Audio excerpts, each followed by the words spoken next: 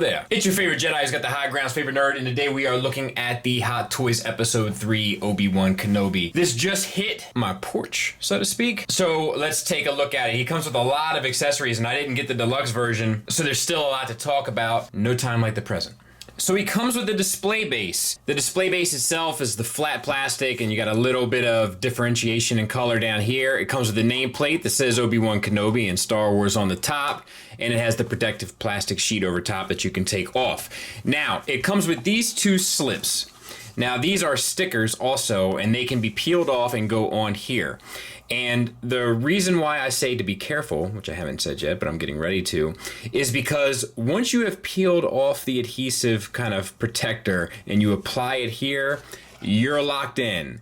How do I know this? It's because I did it to my Anakin. So my advice to you is just to give yourself some leeway. Leave that just as a slip over top, and then insert your base. And then you can use your two-prong system for tension. And if you ever feel the need to switch out, you can switch out with no fuss nor muss. He comes with 3 battle droid parts. Each one is decoed beautifully. I'm surprised they gave you this much. I wouldn't have necessarily expected it. But we have the black paint inside with all sorts of like the kind of molten metal paint applied to it with different oranges and yellows. And then we have a little bit of, I think, silver perhaps applied. I could be wrong about that. It could be just the black from the burn scorch marks and then the orange and yellow. Then we have the weathering on the battle droid itself. The battle droid pieces are stuck in position. This is a softer plastic here at the neck piece, so you don't have to worry too much about that. And this is a softer plastic here that connects to the shoulder. So no issues there. And then you have this one as well. This is all softer plastic down here, and then the more locked in kind of accessory, the gun here, it's glued in place, so you can't get that out. And you have silver paint applied and some dry brushing of silver applied to it as well. Then you also have the head. I wouldn't be surprised if they just end up doing a battle droid since they have so much of it sculpted already. But same sort of deco applied here with the blacks, oranges, and yellows. Then the same sort of washes for the indentation on the line work and weathering. And then you also have like a little bit of more solid black inside. But it's probably the same wash being applied, just in a heavier kind of base. And it's a softer plastic back here as well. And this feels... I don't know, it's hard to tell, it's hard to say, but all in all, it's quite beautiful. You then have swap out hands and of course one arm. You have left and right holding hands, so no big deal there. Then we have an alternate left holding hand. Then we have the kind of signature peace sign, I'm gonna get you Grievous, 2 posing hands, and then 1 electronic hand that holds the lightsaber. The lightsaber itself is decoed beautifully with the copper, gold, and chrome, it looks like, applied to it. It might even be a silver, but it looks chrome. Obviously, you get the double jointed elbow out of it. You lose a little bit on the wrist. So you get the swivel, no hinge for the ball hinge, it seems.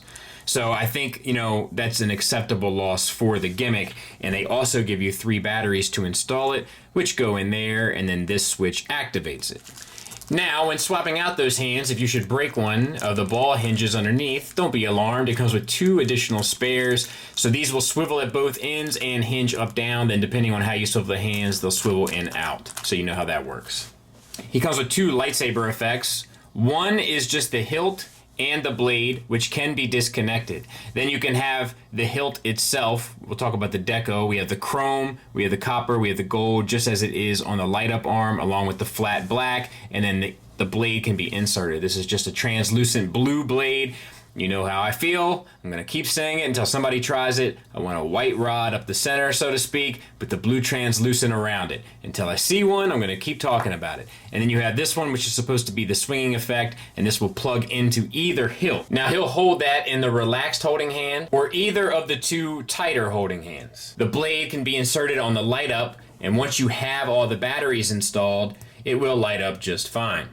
No issues there, and it even has like that little bit of like sparkly effect up the rod, so to speak, so nice enough. And that same gimmick will work for the swinging blade as well. Now, it comes with replacement buttons for his belt should they happen to come off and get lost, and then it comes with these 2 pieces.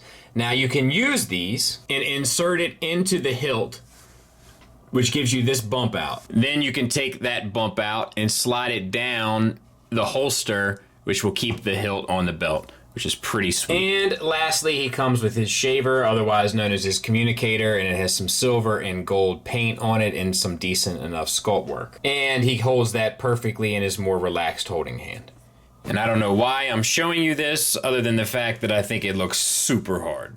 Face sculpt wise, I feel like it's in the ballpark, but I don't feel like it's super accurate. I can't tell if he looks a little younger in the Hot Toys or a little older in the Hot Toys, but it seems like there's a slight age differentiation between the two. It's minor, but it's definitely there. I think there's some choices made to the hair color and such that kind of throw the look off. I think most of it honestly comes down to the sculpt of the hair. The face is dead on, especially from certain angles, but most of the time it looks super accurate. But the hair, depending on what angle you catch it, depending on what light it's catching, it might throw you off.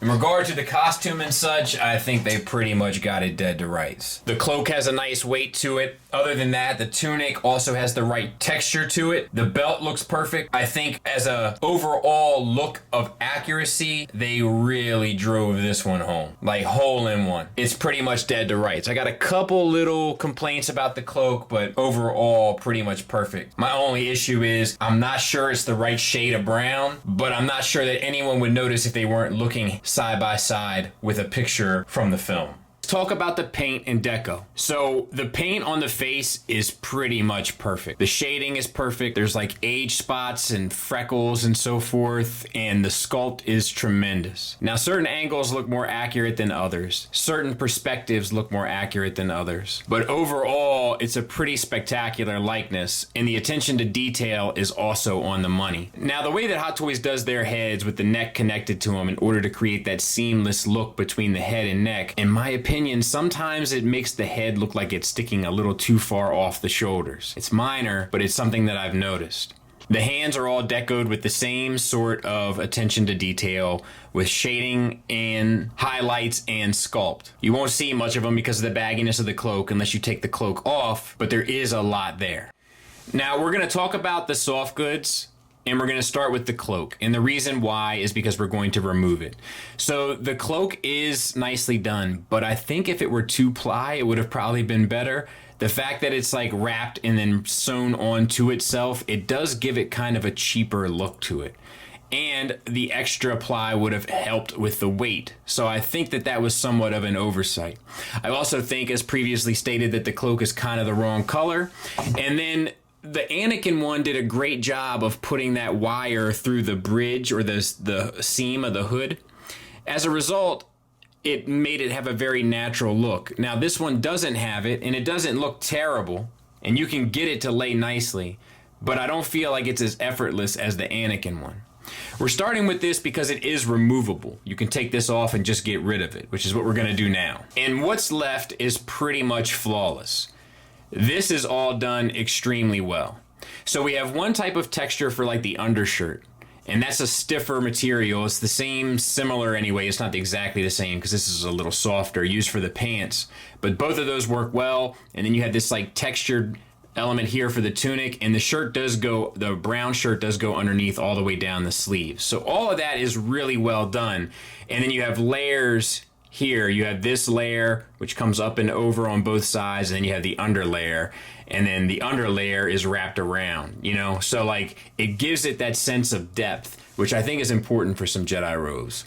Now, you also have the belt, and it's a single piece wrapped around the torso, and then you have like the faux leather with the straps, and they're chromed out, and then the little doodads here and all of the pouches are all washed and beautifully washed. They look super weathered, like old worn leather. Looks very nice. And then you have the boots, which are a bit of contention. So here's the thing. I think the way to do this would have been plastic. Had you done plastic, there would have been a break in the seam between the foot and the boot. But I think you could have covered it with a softer piece of plastic to hide down here on the top of the foot.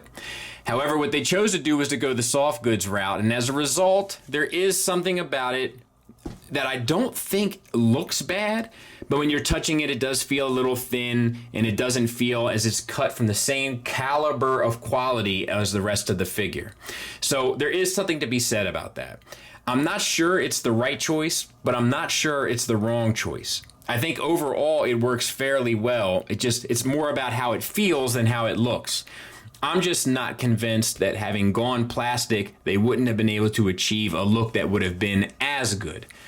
And then there he is from the back. Now let's talk articulation, and it's important to know that the cloak doesn't affect any of it. So all of that works well. We're just gonna look at the nuts and bolts underneath. So the head is on a double ball peg, but where it connects is this base right here, and you do get a little extra wiggle out of it. I'm not sure if it's intended. I'm not sure if that allows for more range of motion, but it is there. Using it, you get down to there, up to there, the swivel, a little attitude, etc., etc. But I do once again feel like it makes the head sit a little too high off the shoulders. For the shoulders, I'm pretty sure anyway, it's a disc hinge with a ball peg that goes into the chest. The ball peg allows you to get a butterfly joint both forward and back. The disc hinge gets you a vertical movement up to here, and where it plugs in gets you a vertical range of motion past 90 degrees forward. There is a bicep swivel and a double jointed elbow, and then we've already talked about the wrist articulation. Now, it's a double jointed or double ball peg rather from the chest into the abdomen, and a single from the abdomen into the pelvis. Using both, it doesn't get you much, and that's mainly because of all the tunics. And I think that's forgivable. You do get a bit of a swivel that should get you enough to get a decent pose out of him, so I don't think that's an issue, but this is one of those circumstances where the soft goods does get in the way of articulation. We have, I believe, ball pegs for hips. I'm not sure. They tend to use them often. Fairly wide range of motion though. Anything I think that you would possibly want for a 1/6 scale figure, both out to the side and forward and back. And then you get the thigh swivel where it's built into the bottom. Double jointed knee that gets you a great run. And then I'm guessing a double ball peg for the ankles. It's what they tend to use when they cover them completely. Using them, you get an ankle tilt up, an ankle tilt down, and a decent rocker. So the articulation works fairly well across the board, mainly with the one exception being in the torso abdomen area. So there they are together, and I can't really begin to describe how rewarding that is. That's a really great feeling. They look fantastic together. And I think Ewan McGregor was actually closer in height to Hayden than this, but I like that Hayden is a little taller. That's a great looking shelf. Final thoughts wise, let's talk about the negatives. The biggest negative for me is twofold. There's something not quite right about the head sculpt. It's close, and I don't think it'll bother most of you. It doesn't bother me, but when I look at it side by side, there is something off, and I think it mainly comes down to the hair, which I didn't talk about a whole lot, but it is decoed beautifully. Sculpted well as well. It might be a shade too dark. I'm not sure what it is, but there's something off about it. My other issue is the cloak. I feel like it's a step backward to not put the wire throughout the rim of the hood, and I feel like it probably should have been 2-ply in order to give it some extra weight. It is beautiful though, don't get me wrong. I also think it's slightly the wrong color, but it does lay well. It does have good weight. I just think it could look even better, and I think the hood could be more efficient and successful, but he rarely wears it, so I get that as well. Plenty of great stuff to talk about though. I don't think the boots are an issue. I think it was a choice for them whether to hide the joint and not go plastic or to use soft goods, and they went soft goods, and I think given the choice, it works fairly well. The articulation is better than most Hot Toys. It works better than you'd expect. The only limitations are, once again, in the ankles and then also in the torso from the clunkiness of all the cloaks. But to me, that's a fair balance to kind of strike. It's painted beautifully. The soft goods are mixed in very well. The accessories are all logical and make sense, even more so if you got the deluxe version. And there's all sorts of added stuff I wouldn't have expected. For instance, all the battle droid pieces. It's really quite a feat in terms of a release from this company. It's more than you'd expect typically, and there's a couple of really great features that you wouldn't normally expect that comes with it. So it's a strong